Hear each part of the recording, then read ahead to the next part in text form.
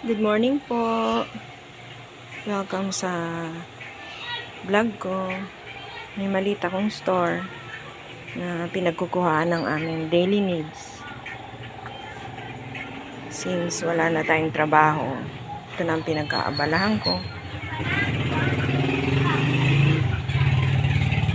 Maliit lang ang space ko.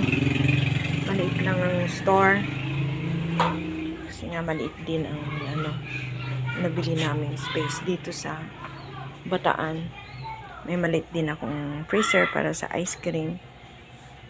Shout out sa Creamline. Thank you. Yan. Maliit lang naman. Hindi pa tapos ang bahay namin. Inayos yan kasi walang paglalagyan na second hand namin tricycle. Yun lang, para sa service. Mahirap pag wala kang service dito tapos may maliit kang business. Mahirap mamasahe araw-araw pag namimili. Maliit lang to.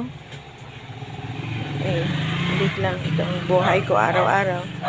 Daily routine, magtinda. Ganyan. Okay, bye for now. See you at the next video na lang. Bye!